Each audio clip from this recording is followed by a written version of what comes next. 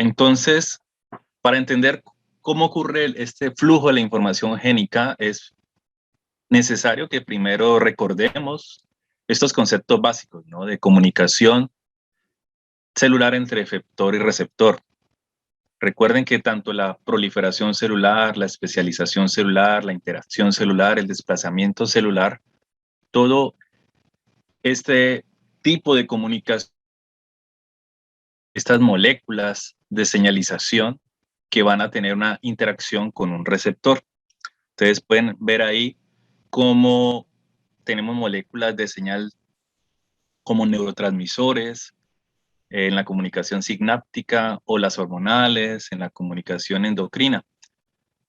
Lo importante es que esas moléculas de señal puedan llegar a ese receptor, en este caso de membrana, y desencadenar todo una serie de acontecimientos. Entonces, dependiendo del tipo de molécula de señal, que también podemos llamar ligando, que vaya a interactuar en el receptor de la célula y también del espacio-tiempo. Cuando esto sucede, pues las respuestas de las células pueden ser diferentes. Por ejemplo, vemos aquí que pueden existir vías de señalización para la sobrevivencia de la célula, para el crecimiento, su división, su diferenciación. Y que si de forma contraria están ausentes estas señales, las señales previas, pues las células pueden inducirse una muerte celular programada o una apoptosis. Entonces, podemos decir que existen diferentes tipos de proteínas que participan en estas vías de señalización celular, donde va a jugar un papel muy importante todas en el relevo de la señal. Entonces, vamos viendo acá en la gráfica que la señal se va a originar por la unión de una molécula a un receptor, luego esa señal se va difundiendo dentro de la célula a través de unas proteínas de señalización intracelulares, finalizando en las proteínas efectoras, y dependiendo del tipo de proteína efectora que sea alcanzada por la señal, pues la respuesta de la célula puede estar asociada a cambios metabólicos, cambio en la expresión génica o cambio en la forma y movimientos de la célula. Entonces, así, este proceso de estímulo y respuesta transcripcional participan diferentes proteínas, lo que va a generar diferentes rutas de señalización, algo muy importante. ¿Por qué es importante? Porque la generación de estas diferentes rutas de señalización celular va a permitir que la célula tenga una respuesta dinámica y a veces con alternativas. Alternativas en el caso de que alguna de las proteínas de señalización intracelular llegue a fallar en el relevo de la señal o simplemente esté ausente. Por último, las proteínas efectoras, acuérdense, si estamos hablando de una célula eucariota, se van a encontrar en el núcleo de las células y estas proteínas efectoras pueden unirse a las regiones control de la expresión génica del ADN y así activar la transcripción. Por lo general, estas proteínas que tienen ese papel regulador pueden asociarse con proteínas tipo coactivadoras o con otros grupos de moléculas. Entonces, por ejemplo, pueden unirse a un ligando, a una hormona o ser covalentemente modificadas. En este caso, estamos viendo en el ejemplo una fosforilación. Todo esto le va a permitir unirse entonces al ADN con una mayor afinidad. Entonces, las proteínas reguladoras van a funcionar como receptores intracelulares, la mayoría de las veces. Entonces, estos receptores intracelulares van a tener en su estructura molecular dominios de activación de la transcripción, van a tener dominios de unión al DNA, van a tener dominios de unión a esta molécula de señal o ligando. Entonces, así esto puede formar un complejo con las moléculas de señalización, con los ligandos, con las proteínas activadoras, y este complejo entonces se puede unir a la región control del ADN y activar la transcripción génica. Como ven, pues dependiendo del número de proteínas reguladoras que se unan, de la interacción entre ellas, de la interacción entre estas proteínas reguladoras y los ligandos, Esto puede entonces aumentar o disminuir el nivel de la expresión de un gen. Por ejemplo, la región control que está ubicada corriente arriba, si nos ponemos como punto de inicio la caja TATA, la caja promotora, la vemos corriente arriba, podemos encontrar unión de complejos débiles, de proteínas activadoras, podemos encontrar proteínas inhibidoras fuertes, podemos encontrar proteínas activadoras fuertes, incluso complejos neutrales de proteínas reguladoras. Todo esto ayudando a la estabilidad del ADN para que genere esta torsión que están observando ahí, la torsión de la cromatina, que va a permitir en últimas el inicio de la transcripción. Entonces, como están viendo, comprender cómo ocurre la activación de la expresión génica, pues implica armar un rompecabezas. No solo participan las proteínas que estamos mencionando, sino que es necesario entender cómo estos complejos comienzan a entrar en sinergia con otros complejos como los que se unen a la región promotora de la caja TATA, eh, ejemplo, la enzima ARN polimerasa, los factores generales de transcripción, los complejos de proteínas mediadoras, los complejos remodeladores de la cromatina y varias enzimas que van a llegar a modificar histonas. Entonces, como ven, esto es todo un rompecabezas, todo tiene que sincronizarse, entrar en sinergia para que la expresión de un gen se dé. Entonces, haber identificado estas piezas de este rompecabezas, pues ha sido muy importante para la biología molecular, para la medicina, para los diferentes campos del conocimiento, ya que entender cómo funcionan estos mecanismos de comunicación celular, cómo funciona la regulación que está gobernando la sobrevivencia, el crecimiento, la división y la diferenciación celular, pues nos ha permitido eh, diseñar o descubrir recetas para la obtención de determinados tipos celulares a partir de cultivos de célula madre embrionarias, como están viendo en la diapositiva. Por ejemplo, podemos obtener adipocitos, neuronas, macrófagos y otros tipos celulares con la combinación de ciertos ligandos, de ciertas moléculas de señalización, con ciertas proteínas reguladoras o activadoras, etcétera, etcétera. Entonces, esto nos ha permitido, como ven, poder obtener las células deseadas en laboratorio. Entonces, en resumen, podemos decir que el flujo de la información génica participan moléculas como el ADN, que ya hemos estudiado, que es la molécula básicamente que contiene los manuales para la construcción y el funcionamiento de las células. En el flujo también vamos a ver diversas moléculas de ARN, una de ellas los ARNs mensajeros, los cuales obtienen información del ADN en el proceso de la transcripción y de esta información obtenida pues se pueden traducir proteínas o sintetizar proteínas, aunque hay que decir que la gran mayoría de moléculas de ARN que uno aísla o extrae de una célula, pues tienen más relaciones con todo lo que es la regulación de este flujo, todo lo que es todos los mecanismos asociados con el procesamiento de los ARN mensajeros, la regulación de la traducción, piensen en el ARN ribosomales, ARN de transferencia. Entonces, en general nosotros podemos decir que el flujo de información génica lo podemos dividir en tres grandes fases, como lo muestra la gráfica. Una fase que consiste en la regulación de la transcripción. Esto básicamente, como veíamos, por proteínas reguladoras, pero también vamos a ver que existen unos fenómenos como el remodelamiento de la cromatina, la metilación de regiones control de expresión génica en el ADN. Tenemos otra fase de procesado de ARN y regulación de la traducción.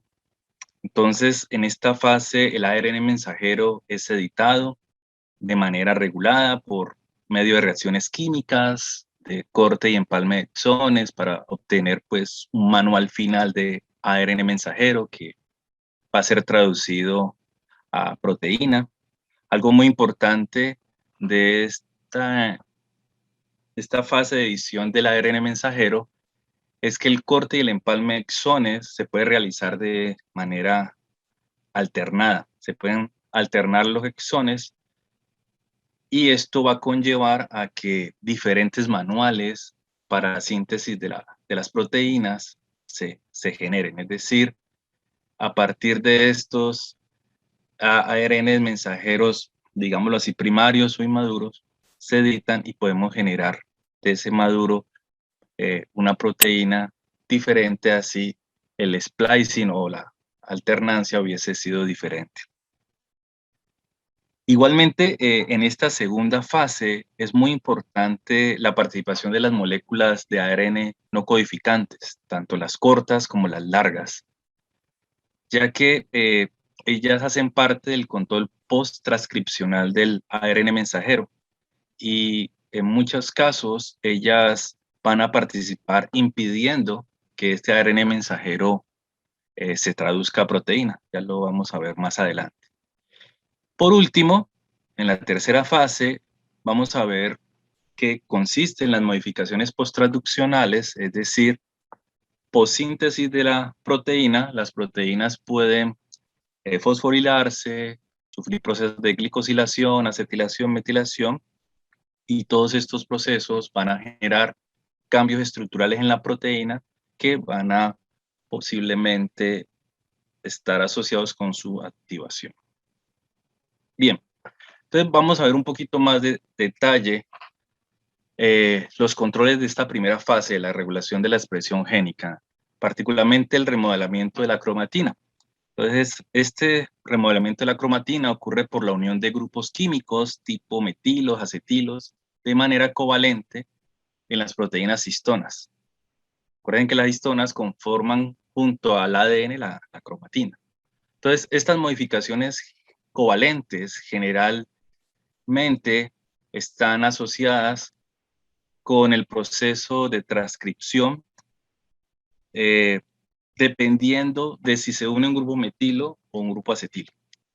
Entonces, si en las histonas se unen grupos metilo, es decir, si las histonas covalentemente se metilan, la transcripción se interrumpe, no ocurre transcripción. Por el contrario, si las histonas se acetilan, la transcripción se da, se activa, y esto es debido a que los grupos acetilos que se unen a las histonas inducen que la cromatina se descondense. Y esta descondensación de la cromatina pues, va a permitir dejar expuestos regiones codificantes del genoma que van a poder ser transcritos. Otro proceso que es muy importante de este tipo es la metilación de las regiones promotoras o las regiones controles de los genes. Cuando esto ocurre, lo que genera es un impedimento a que las proteínas reguladoras activadoras se puedan unir a estos sitios activadores y por ende no ocurre la transcripción de genes. Normalmente la metilación va a ocurrir en las citocinas, en grupos de citocinas del ADN, y este grupo de citocinas pues, lo conocemos nosotros como las islas CPG. Dentro de los controles ya post-transcripcionales que realizan las moléculas de ARN no codificante, pues vamos a encontrar los ejercidos por los microARNs. Los microARNs pues, son pequeñas moléculas de ARN alrededor de unos 21 nucleótidos de longitud que conforman un complejo de silenciamiento de ARN llamado RIX, por sus siglas en inglés, y este puede unirse de manera complementaria a un ARN mensajero blanco e inducir su fragmentación o su represión traduccional o inducir almacenamiento. Algo muy interesante en los últimos años es que se ha observado que algunos microRNAs pueden permanecer unidos a sus RNAs mensajeros blancos y almacenarse dentro de estos cuerpos P de las células, especialmente en las sexuales, por ejemplo. Y lo que se ha visto en biología del desarrollo es que estos ARN mensajeros posteriormente pueden ser liberados y juegan un papel muy importante en las primeras divisiones celulares de ese óvulo fecundado, de ese cigoto. También se han identificado los ARN largos no codificantes, los cuales todos los días nos sorprenden más, ya que cada vez se han encontrado más pruebas de que participan activamente en el control de las 3 fases del flujo de información génica. Los ARN largos no codificantes, o conocidos como los LSN-RNAs, participan en el remodelamiento de la cromatina, por ejemplo, en la regulación del splicing alternativo del ARN mensajero, en la regulación de la degradación de ARNs mensajeros. Ellos son capaces de inhibir la función de los microRNAs, y ya se sabe también que pueden participar en la regulación de la síntesis de proteínas, es decir, estas moléculas tienen una presencia de control y de regulación que en este momento las hacen las moléculas en biología molecular más estudiadas, tanto para entender el desarrollo de los organismos como en la presencia de patologías. Bien, tenemos que decir que todo este avance en el entendimiento de cómo ocurre el flujo de la información génica, en gran parte es gracias a los estudios de comparativos de transcriptomas. Todos estos estudios comparativos de transcriptomas nos han permitido valorar la expresión de mensajeros, ARN mensajeros, y a partir de esta información construir redes de expresión hipotéticas que nos ayudan a entender la comunicación celular, su función y la aparición de patologías. Si bien es cierto que la baja expresión de un gen se puede asociar con la baja expresión de su proteína, pues debemos ser prudentes si vamos a afirmar lo contrario, que la alta expresión de un gen significa una alta expresión de proteínas. Ahí ya necesitamos otro tipo de experimentos, ya a nivel proteico, Western blot, proteómica, etcétera, etcétera. ¿Por qué no se puede relacionar directamente alta expresión de mensajero con alta expresión de proteínas? Pues como lo vimos en las diapositivas anteriores, pues pueden ocurrir controles post-transcripcionales que pueden impedir la síntesis de la proteína pese a que su mensajero esté presente. También ahora se hacen estudios comparativos de transcriptoma que incluye los análisis diferenciales de la expresión de los microRNAs y la de sus posibles ARNAs mensajeros blancos. Y bueno, todo este tipo de estudios nos van a permitir entender con mayor claridad y validar las redes de expresión génica, sus causas y las consecuencias de estas en el funcionamiento de las células y la aparición de patologías. Igualmente, se han venido realizando estudios de comparación de perfiles de metilación del genoma en pacientes enfermos de cáncer, por ejemplo, u otras enfermedades, con el objetivo de identificar qué regiones codificantes del genoma presentan aberraciones en su metilación y se pueden asociar como factor de riesgo de desarrollo de enfermedades. Interesante es que esta información en la última década o en las últimas décadas ha impulsado la aparición de los fármacos epigenéticos.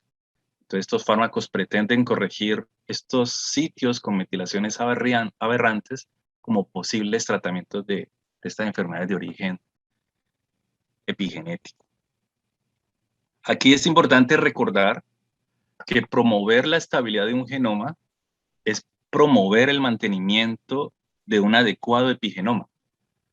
Es decir, la condensación y la descondensación de la cromatina por modificaciones covalentes de las histonas.